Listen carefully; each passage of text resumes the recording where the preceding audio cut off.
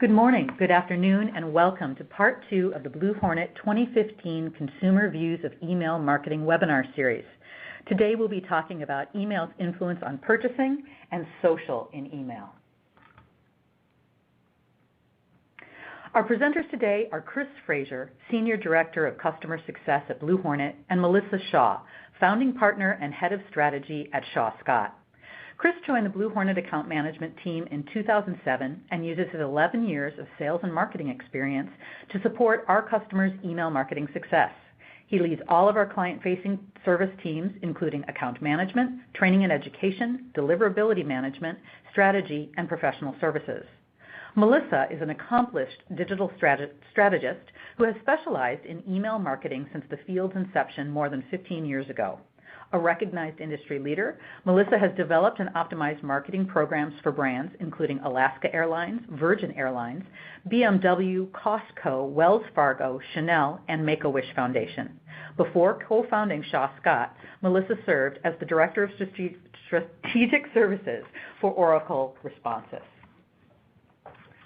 A word about our study methodology. This is the fourth year Blue Hornet has published our Consumer Views of Email Marketing report. The questionnaire was fielded by Flagship Research in an online survey of 1,815 U.S. consumers. Respondents were representative of the U.S. population between 18 and 64 years of age, and gender, income, and regional distribution was also reflective of the U.S. population. There's a lot of great information for marketers in our findings this year. Consumers are paying attention to email and acknowledge its impact on their buying behavior. They know we're gathering data on them, and they expect us to use it when we communicate with them. They want easy, secure buying experiences regardless of device, and they're very picky when it comes to sharing messages with their social networks. Chris and Melissa are ready to dig into the data and provide you with the insights and recommendations that you can apply to your email program. As we move through the presentation, please feel free to submit your questions and we'll try to answer them in real time. If we don't get to you, there will be time at the end of the session for Q&A. So let's dig in on email's influence on purchasing behavior. Chris? Thanks, Kim. Good morning and good afternoon, everybody. On behalf of Melissa and I, thank you very much for joining and dedicating some time to learning about this year's Consumer Review study. So looking at our first section of data, I did want to just set this up a little bit. These are exciting results for email marketers near and far, but we also wanted to put a spin on this and how it helps email marketers in every company analyze and justify their email marketing budgets. So we hope that you're finding the information in this first section good validation and things you can keep in your back pocket for when you're having those executive level discussions on how you get budget for your email program. So our first question that we asked were, do marketing and advertising emails influence your purchase decisions? And as you can see, 60% or nearly 60% of respondents from the panel said yes, they do. So everybody with an email marketing job is going to have another year on the books because truly we're making a difference here. And to continue on that theme, our first key finding of the day, we asked, how often do you buy products and services from marketing and advertising emails? And as you can see, more than 75% of the respondents say they buy once per month or more from a marketing email. Really exciting.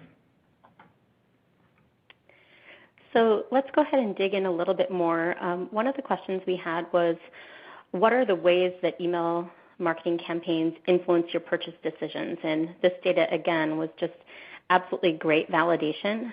So we saw that over 44% of the customer panel are consciously aware that email marketing is influencing them in some way.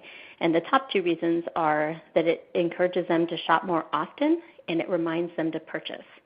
So this is just great validation to keep up that frequency, to get in front of our consumers.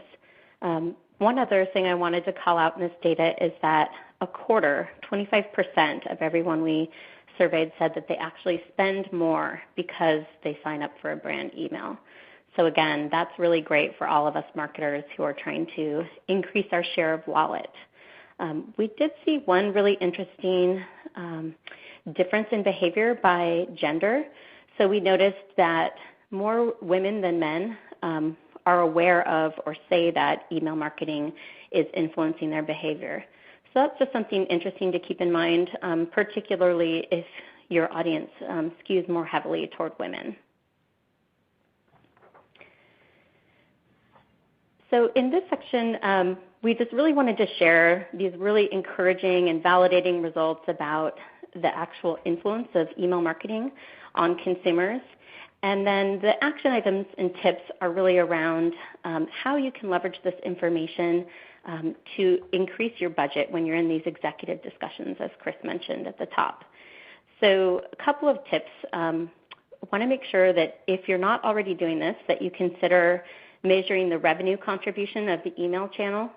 So for all of you that are out there managing email marketing, you should easily be able to say, my channel brings in X percent, 17%, 20% of all revenue for the company.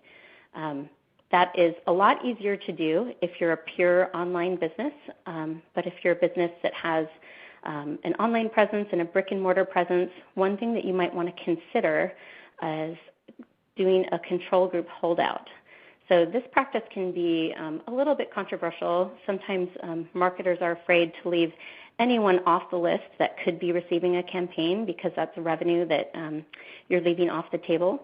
But this is a really interesting tool. You take a very small percentage of your population who could be receiving email campaigns, and for a period of time, you hold them out, and then you measure the performance of that group versus the group that was receiving email campaigns. And the benefit of that is that it allows you to really understand the full incremental lift that you're getting from email campaigns. So I'll give you a real-world example on this. REI is a company that does this periodically, and they're in a great position because all of their transactions can be tracked back to an individual, since everything is tracked back to a member number. And what they found was that email campaigns were delivering significantly more revenue than what they could track just by seeing who clicked through from an email campaign. So when they did the control group holdout, they saw that email was actually delivering people into the stores to buy in stores. So that's a tactic that you should definitely consider, particularly if you have both an online and offline presence. And then a couple other tips, do make sure that you're benchmarking your results by campaign type. So an example of that would be your promotional campaigns versus your life cycle campaigns versus your transactional campaigns. If you're not measuring transactional campaigns, I would encourage you to do that. And then overall, whenever you're talking about results with your C-level executives, it's really important to speak their language. So making sure that you're not focusing exclusively on things like open rate or click-through rate. That engagement data isn't going to be as compelling to that group. So you want to give data and stats that are meaningful. So take it back to conversion and that overall financial impact of the email channel. Great. So let's dive into our next question. So this is actually a carryover from 2014 when we conducted this survey. So one thing we wanted to call out is, or what I found really interesting in 2014 anyways, is that there was a big difference between the discount type, meaning free shipping versus $1 off or discount from the total order. So there's a big difference between older demographics and younger people in 2014. So in 2015, you can see that specifically 25 to 34-year-olds, that delta is closing. And younger people appear to be considering free shipping more of a standard offer in terms of what they're expecting from brands. And so that's a little bit of a key, a hypothesis on Melissa and I's part. The data obviously isn't saying that specifically, but that's what it really seems to be trending towards. And I think as marketers, you can appreciate that free shipping is becoming more and more common. And with that, you need to really kind of consider, is free shipping enough? Is a discount enough? Or is there some sort of combination of the two that you need to be offering your subscribers in order to really gain attention and win the subscriber in terms of inbox, especially around key retailing times like holidays or other times of the year seasonally based on your brand where you have a lot of competition in the inbox. So really interesting. We're going to talk a little bit more about the importance of how you interpret this data and use it, but great takeaway from the data there. So looking at some additional action items that you can take away, leverage free shipping where you can, and it's really important that you're justifying the ROI. Just with discounting, especially, every time you do a campaign that requires either free shipping or some sort of offer, which I know that's kind of what the goal is to get into the campaigns, it's very important that you as the email marketer are conducting ROI and margin analysis and reporting that back to your internal folks in the organization. This is going to help you continue to improve the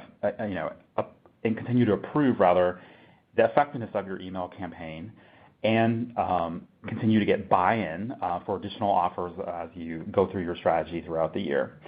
Number 2, understand the demographics of your database, number 1, but number 2, start to test in to figure out what offers work best with specific demographics.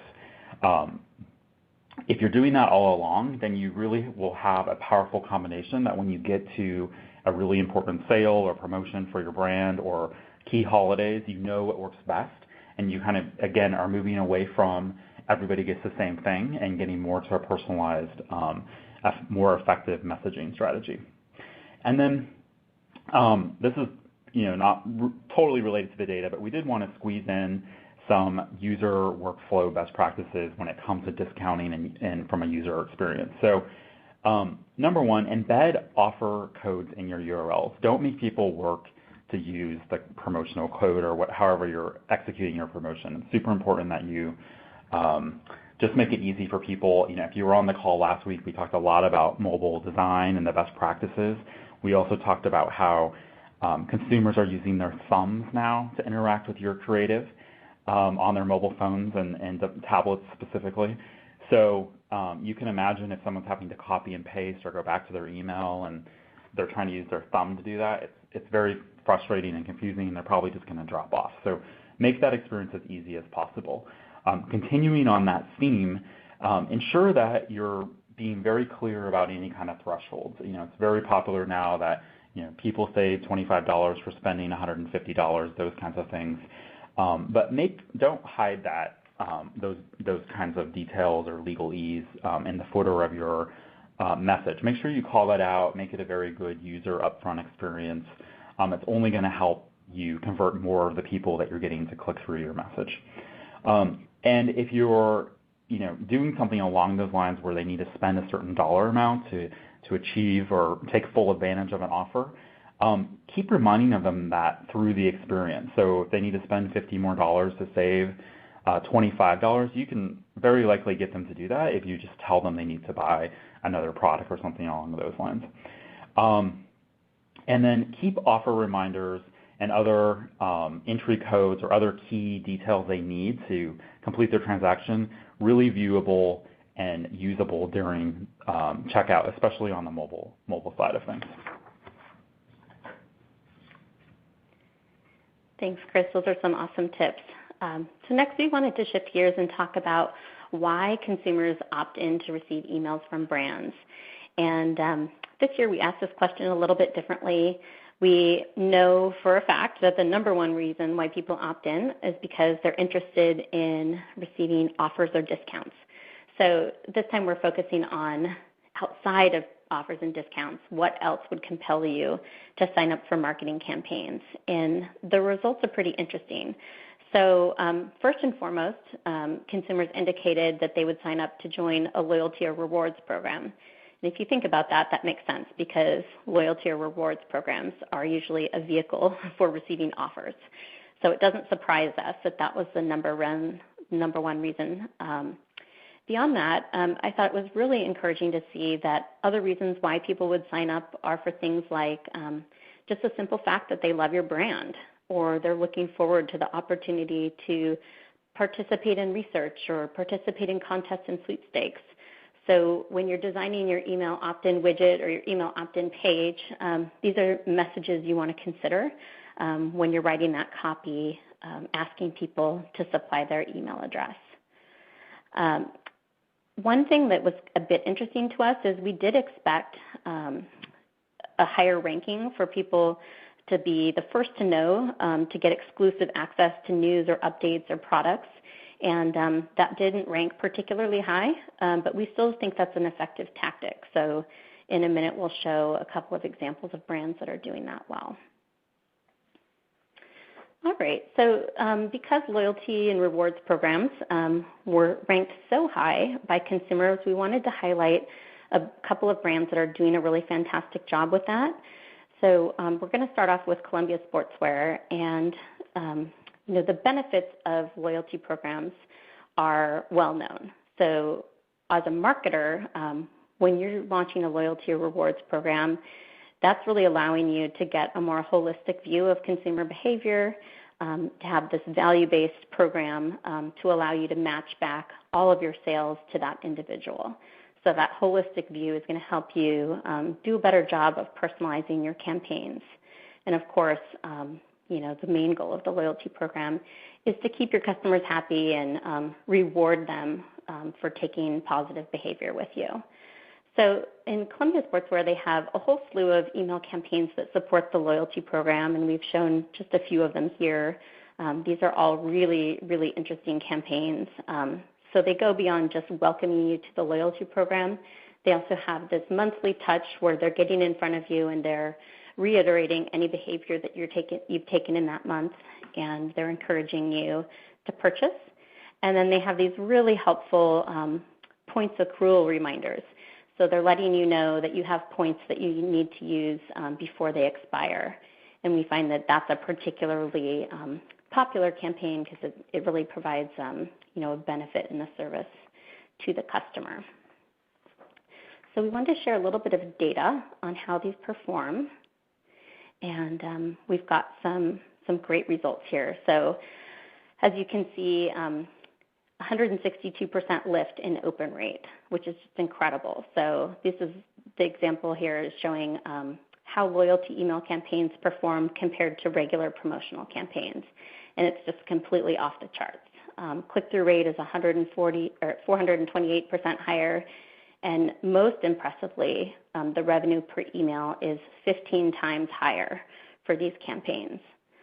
So, of course, you'd expect your loyalty campaigns to perform better than just broad promotional campaigns because they're by definition sent to the most engaged audience.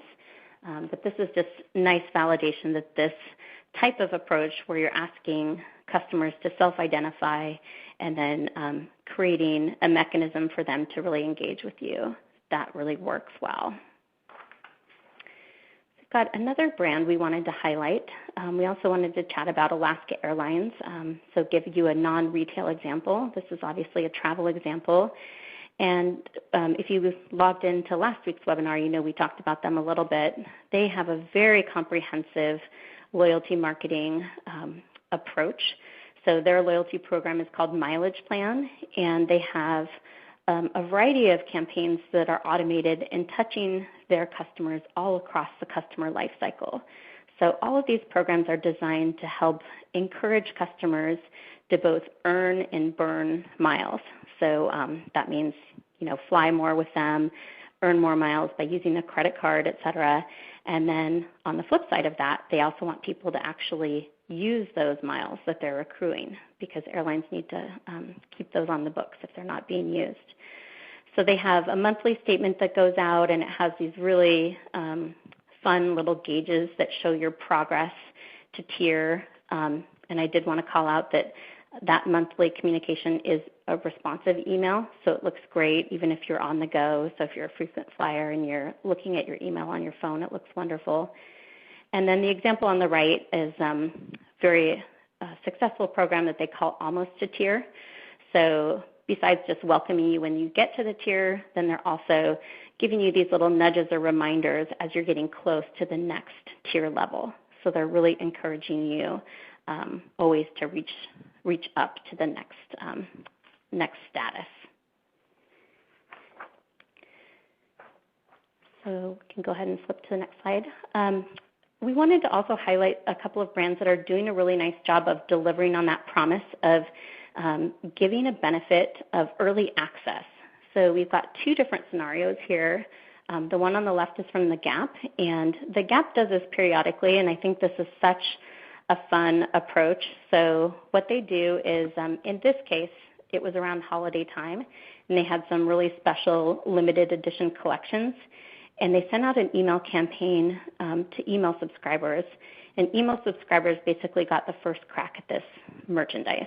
So they were able to see it and buy one day before everyone else. That's a really nice exclusive benefit, a way to make the email subscribers feel rewarded or special. Then on the right, you have another take on the same idea, and this is done by Gilt. And what they did is they overlaid their email subscriber list with the people who have downloaded the app. So they sent out an email campaign to everyone who is an app user, and what they're doing is they're giving early access again to these flash sales to anyone who is both an email subscriber and an app user. So that's another fun way to approach this kind of early access. So again, this is another interesting tactic, another thing you can use as a selling tool to get people to sign up for email campaigns. Those are great examples, Melissa. So here's some additional takeaways for you all to jot down and go apply to your program. So remember, as we covered, more than two-thirds of your subscribers or customers are willing to sign up for email if it involves joining a loyalty program. So huge win with that one. And not everybody has a loyalty program. Obviously, it's pretty trendy right now to launch one. You see it in almost every vertical. But if it's not something that's on the horizon for your brand, so to speak, there are things that you can do as an email marketer to create the ambiance or the feeling of a loyalty program, something like an e-club or other some sort of other exclusive type language or program that people can join. People want to be a part of something, and as much as they want to be a part of something, they want something from you. And that takes us to our next takeaway, and that's really about the benefits consumers will receive from whatever the program is that you have going for your brand. And as we saw with Colombia and Alaska, with the examples Melissa highlighted, points or discounts are most popular. And the more that you can show people, how many points they have, how many more points they need to get to the next tier or the next set of discounts, the more successful you're going to be. I once saw a documentary, I think it was on American Airlines actually, and they interviewed one of their Advantage members, and she was saying how she, checked her Advantage account 5 times a day. And this was a couple of years ago. So people are really hooked on it. So the more you can highlight and show how they earn and show how they get to the next tip or next, benefit, they get to go, they're going to go more. And it doesn't always have to be about points and discounts. There may be other monetary perks that make sense to you, but at the end of the day, that's what subscribers are really looking for when it comes to a loyalty or e-club program. So looking at our next question now, we asked the panel, are you more likely to buy from companies that include information about their social responsibility and charity efforts? So, I think this is one that people are hoping makes a big difference, but as you can see here, the panel really didn't say that. They basically said that, close to 60% said they don't really change their behavior because a brand is advertising social responsibility or good corporate citizen tactics.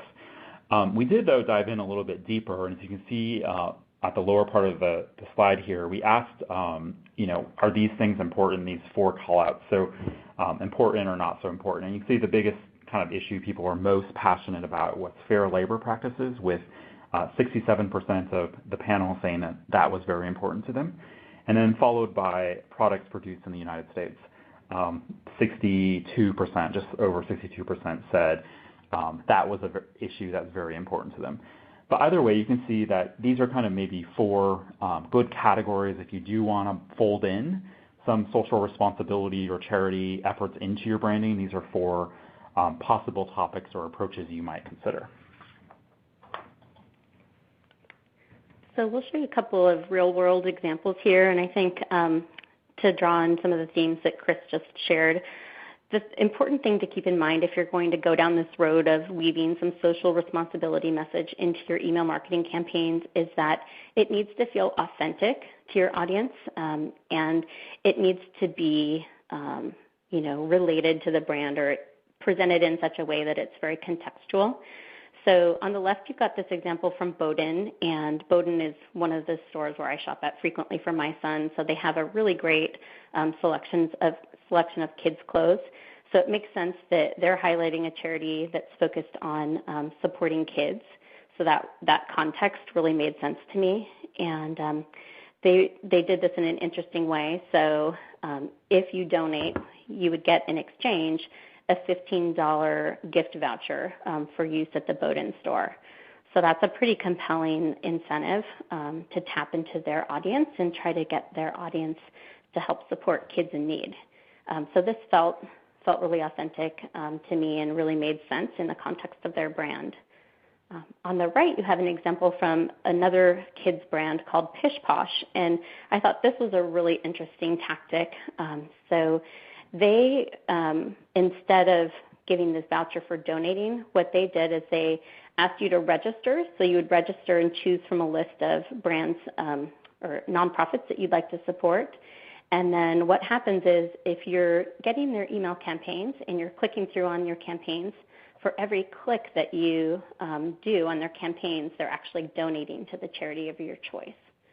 So that's just another spin on this same approach, but two different interesting ways to weave in that social or cause marketing into your email campaigns. Melissa, I have to ask, did you convert on the Bowdoin campaign? I did. It was a great cause and one of my very favorite brands. And I did the Pish Posh one as well because how easy is that? You're already clicking anyway. It's a brand that I follow. And knowing that even if it's a small amount, that it's supporting a charity I support, that made me feel good. Nice. All right, let's look at our next set of takeaways for this area. So, include social responsibility measures or tactics that your brand is doing in email campaigns if it really, truly supports your corporate mission and promise.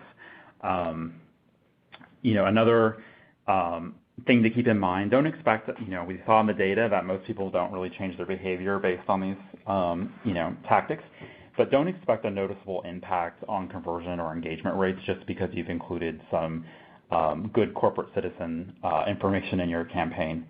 And then finally, you need to be authentic and make sure whatever you're incorporating in is very genuine. Consumers will spot insincerity, and that's not going to be good for anyone. That's just going to create a really big hill for the next time you want to incorporate that and anyone kind of buying into what you have going on. Okay, we've got some really interesting data to share with you on consumer views towards social media. So this is one of the sections that had a few surprises for us. And what we're going to do now is we're going to look at the interplay between social media and email. And just to give a little context before we dive into the data here, there's all kinds of data out there that shows that social media drives a very small portion of e-commerce revenue. So according to Media Post, they estimated that in 2014, only 1% of e-commerce revenue was driven directly by social channels. But on the flip side, when you look at studies where people are asking marketers where they're increasing spend, we see that brands are reporting that they're spending more on social. So there's kind of this interesting dichotomy between not a ton of consumer behavior yet, but increased focus on social channels as a way to drive revenue. So we have some data we want to share from consumers about how they interact with social and how they want brands, what types of content basically they want brands to share in social channels. So first of all, we asked how likely would you be to follow a company on your social networks? And this data was not terribly strong. Consumers were pretty firm here. So just under a third of consumers said that they would be either very or somewhat likely to follow a brand on social media. So there's still this prevailing attitude amongst consumers where they see social channels as really the domain of family and friends, and they're not as likely to invite brands into that arena. So that really sets the bar high for marketers. It means that you really need to be delivering value and communicating in such a way that it really makes sense on social channels. So next we asked, why would you follow a company on a social channel? And I don't think anyone listening to this webinar will be surprised by these results. So these mirror very closely what we see on the same question that we asked about the email channel. The number one reason why people say they would sign up to follow a brand on social media is to get deals and specials. Also, they're interested in contests and sweepstakes. And then just like in email, we also saw some interest in loyalty or rewards programs, or just because they love the brand, which is a great altruistic reason to follow. Kind of down at the bottom, but still a sizable portion, is to get exclusive news and updates, to be the first to know about new content or new products and offerings. So what does this mean for you as a marketer? It means you really need to be doing a lot of testing in your social strategy, thinking about what content consumers are reacting to.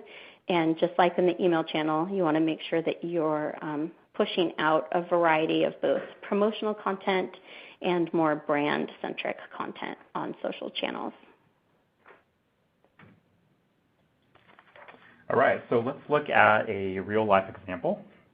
And this is from Nixons. So this is their Father's Day campaign, as you can see.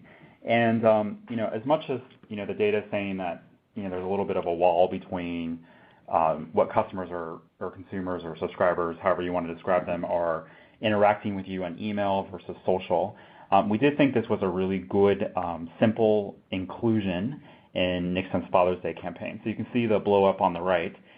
They just simply say, share your hashtag Nixon and shop our gallery of favorite looks. So they're keeping their main call to action on the commerce and the conversion points of their campaign, while incorporating a very common tactic of a hashtag in the middle of it. So really neat, clean inclusion of a social aspect to this campaign.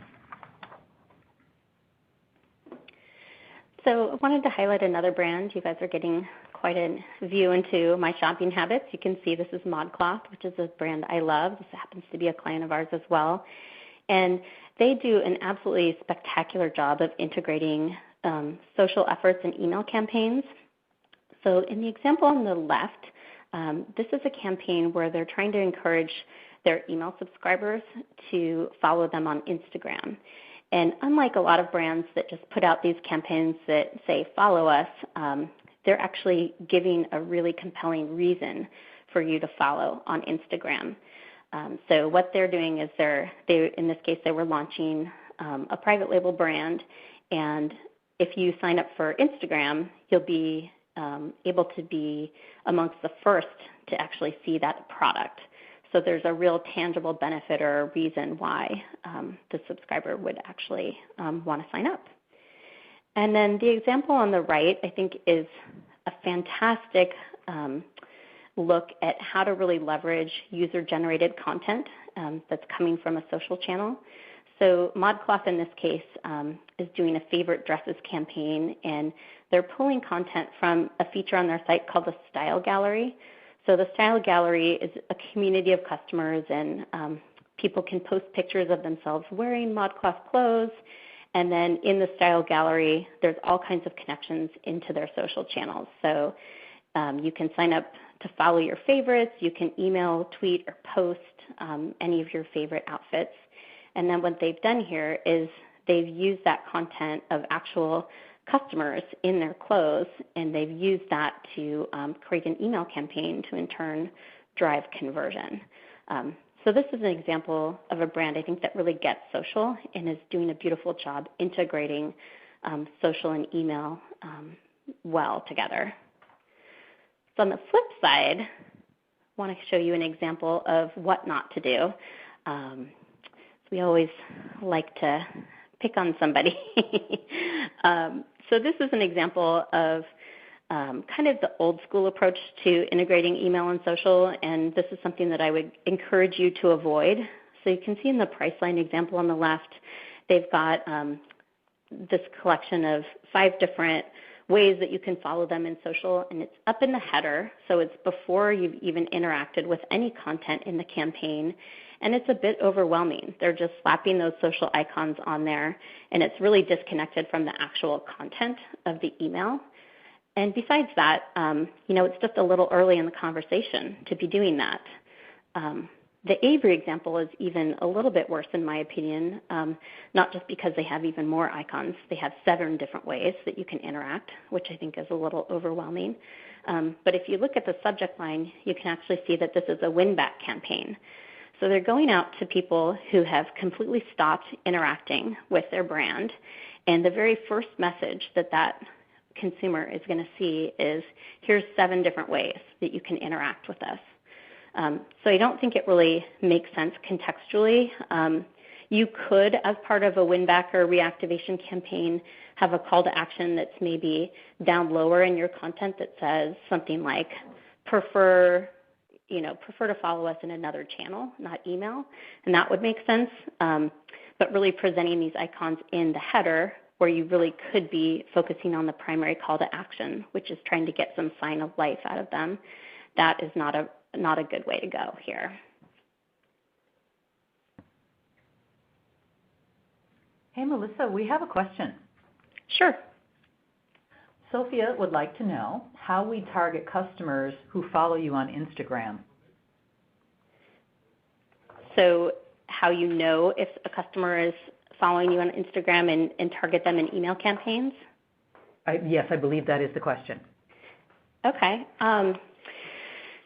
So there's a couple of different ways that you can do that. I mean, hopefully, and actually, Chris, I don't know if you want to answer this, if you have any tools or functionality within Blue Hornet that makes it easy to make that connection between social followers and the email subscribers. It's done through a contact ID generally and tracking back to the email address. Right. So we enable customers to do that through our partnership with Shoutlet. And okay. So within the platform, we allow you to not only follow and track who's interacting with Instagram, but then tag their profile within your email database to be able to segment and move forward. Good question. Thanks for bringing that up.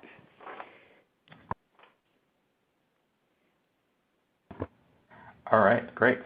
So moving on to our next question, we asked, how likely are you to share messages from marketing and advertising emails on your social network? So this one's really going to burst everyone's bubble here because unfortunately for marketers, nearly 60% of our respondents said they weren't likely to share content with their networks. And so again, this highlights what Melissa mentioned earlier, where people are still, it's about them when it comes to their social networks, friends and family, so forth. So they may choose to, there's more people that are going to follow you and accept your content, but they're not going to be a vehicle for you to get to their networks, essentially, is what this is telling us. So with that, and building on some of the examples Melissa shared earlier, there are, in our opinion, some really good examples and appropriate examples of brands using share icons and share call to actions in their messages. And so these are going to be, both of the examples I'm going to show you are content marketers. Our first one is from Take Part Media. Take Part is part of Participant Media. They're a Los Angeles-based social activism media company. And so the example that we're looking at here is their daily newsletter that goes out every night to their subscribers. And you can see included with each of their articles here, which I'll call out, are all on very different causes and subjects. They allow their readers to actually share individual articles with their network. So if I'm particularly interested in solving world hunger, I can just share that with my network versus maybe I'm not comfortable sharing some of the more political causes that they're marketing. And then one call out, if you look at the top right of this creative example, you do see that they're including the follow us icons. And a few minutes ago, we kind of took you through and said that's really, kind of a passe best practice these days, and there's perhaps better ways to use that real estate. This is an example where it's probably still appropriate to keep that there. One of Take Part's mission is to get as many eyeballs on their content as possible and followers, and that's really their point of conversion, and that's why people subscribe to them. So this still works well in this example, in our opinion. Our next example is from CNET. CNET, of course, is part of CBS Interactive, and this is one of their many, many newsletters that their editors produce every day. But they're employing a similar tactic and allowing subscribers to share specific pieces of content, whether it's a topic or type of technology or product. So again, you're giving your readers a lot of control. And these are also, obviously content and kind of informational things versus promotional. And that's really the key difference we want to get across here. Okay, so let's look at our next set of takeaways. So starting at the top here, look on your social sites for content you can leverage back in your email program and show your subscribers that you're using their content, if you will, their pictures, their videos, those kinds of things. And while you're doing that, make sure that you're using the best examples you can find because, and that could be many different kinds of mediums, but the point is that you're using really creative examples that other subscribers are going to see and want to engage with, but also get more creative with, right? The more kind of cool examples you see, the better people are going to strive to be in the content they're posting on your social sites. When you do include social content, ensure you're using some sort of like call to action, such as pin it or tweet or the hashtag that we saw with the Nixon creative example. Those are great ways to kind of make a simple, smooth incorporation of social, but make it very relevant and still action-oriented. And then second to last here, protect valuable real estate. Don't just put icons and things because it looks good and it kind of organizes it. Make sure you're using your real estate in the most productive way for your brand, and that should all be based on what your objectives are for your email program. And then finally, don't try and use your subscribers. They're not going to fall for it. It's probably going to cause some distaste with you. So really make sure that you're keeping your eye on the ball when it comes to it's about your customers and it's not about you. Thanks, Chris. So we want to recap some of the great data and ideas that we've shared with you today. So again, today we were talking about both email's influence on purchase behavior and then also consumers' views and attitudes towards social marketing and how to integrate, how to do a good job of basically leveraging social within your email campaigns. So key takeaways with regard to purchase behavior. This data was such fantastic validation. So what we saw is that consumers recognize that email drives increased purchases and spend. They're open to it. So this is just that further ammunition you need when you're having that conversation with your manager about the fact that email channel really is one of the best ROI vehicles out there. So when you're trying to fight for more budget to adopt more sophisticated approaches, I think this would be some great ammunition for that conversation. You want to make sure that you are speaking the language of your executive team, so measuring all of those important KPIs, making sure that you are in step with that revenue contribution data, and really helping make it clear what the financial impact is of everything that you're doing. So again, just really, really fantastic news.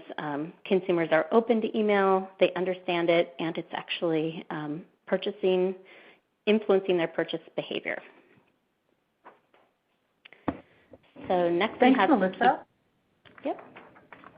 Oh. One more. So I wanted Sorry, to also Melissa, recap. I apologize. That's okay. Wanted to recap our social takeaways. So, of course, we're huge proponents of developing a coordinated omni-channel or cross-channel strategy. All of your marketing activities should be working in concert with one another, and social is an important component of the overall mix. But what we learned from consumers is that really they don't see their social channels yet as a place where they're really open to inviting marketers in. So you've got to be really smart about how you approach that conversation. One of the best things that you can do is to mine your social media channels for content that you can leverage within email. So that's a great way to really tie those two things together. As Chris said, we want to make sure that we're using a call to action that really drives the appropriate action that's within the context of the messaging. And then be really smart about your real estate. So your email campaigns are working hard for you. You don't want to divert attention in that key real estate above the fold away from the primary call to action. You want to weave the social messaging within the body of the message and just give it a little bit more context. So with that, Kim, I'll turn it over to you. Great, thanks. Melissa, I'm so sorry that I interrupted you. Actually, we had a question specifically related to demonstrating the effectiveness or the ROI of the email channel, so I got all excited and wanted to jump in. You mentioned the KPIs that we should be tracking in regards to demonstrating that effectiveness. Can you give some pointers on what those specific KPIs are? Right. So this is going to be obvious, but conversion rate is the metric that I'm focused on the most. So I want to understand every tactic that I'm looking at and look at if it's driving the conversion behavior, whatever conversion means for you on your site, whether that's a purchase or clicking through to view specific content. Another metric that I'm really focused on is the revenue per email. So that's a really great way to understand, especially what kind of a job you're doing with your segmentation and how basically how relevant the content is that you're serving up to each audience segment on your group, and how good of a job you're doing actually driving that revenue behavior for them. Thank you. Here's another question, and I am going to turn it to Chris. You talked about the difference in the years between offers and discounts, free shipping and discounts. What's the best way to get started testing against my subscriber base beyond age? What are the other things that I should be looking at? So age is, a really obvious one, but we also recognize that a lot of people don't have age. So that might be something you want to strive to achieve through your preference center or through progressive profiling or even maybe a data overlay. But there are other things that you could be doing this with, perhaps gender, region that people live in could be expanded into that category. But really looking at whatever data you have and trying to figure out what are potential profiles or personas within your database. And then from there, it's really about what kind of offers do you have to test. So most people have some sort of discount or dollars off, and then they also maybe have a free shipping offer once in a while. So looking at what you have to offer with, and then it's as simple as doing an A/B test over time to try and figure out how different audiences respond. And you may see that for some things they don't respond, and for other tests they do. But the key takeaway is that you're kind of building an arsenal of wins, if you will. So when you get to a really big promotion for your brand or a major retail holiday or whatever the case may be, is that you have a really good formula that is going to make your campaign efforts as most effective as possible, and you're getting away from, at the same time, sending everybody the same offer or content. So it's kind of a 2-for-1 in terms of personalization and getting more conversion rates. And then the other kind of key, keeping on our theme today around how do you make these things happen internally and get buy-off on them, I would add that you don't have to do this across your whole database every time you run a test, right? You could very often make a good argument for testing a very, you want it to be relevant, but a small sample, and just seeing if you can find different directionary changes and then do bigger tests over time. So really encourage you, if you understand if you can't test it with your whole database, start with a small sample, get some proof points, and then make the argument to do bigger tests over time. Great, thanks. So I knew we were going to get a question like this, and it's about social. Melissa, these results don't seem very pro-social. So from a social media perspective, should I decrease my spend? That's a great question, Kim. I'm so glad you brought that up. So we don't want to use this data to say you shouldn't be using social media. I think instead what this data is telling us directionally is that consumers have some reservations in the way that they're approaching this, and it's not necessarily the first channel that they would think of when they think about inviting brands in or following brands. So for marketers, it's really a call to action to do a better job of using social in a smart way and thinking about how you integrate your email and social campaigns together. So it makes me come back to the idea of not just using social as a vehicle to try to push out more content or get a bit broader reach for your content, although of course that's part of it, but think about the ways that you can leverage that really rich user-generated content on social and integrate that into your email campaigns. So yes, social is here to stay. Yes, you need to really be coordinating your social and email efforts, but I think it's going to have to go a lot deeper than just putting a share this button on every campaign that you do. You're going to have to be a lot more thoughtful about how and when you integrate those social calls to action. Great, thank you. Well, we're at the end of our time together. We all want to thank you so much for joining us today, and we hope you found this session informative and gathered some helpful takeaways and insights that you can use to optimize your email marketing program. Enjoy the rest of your day. Bye.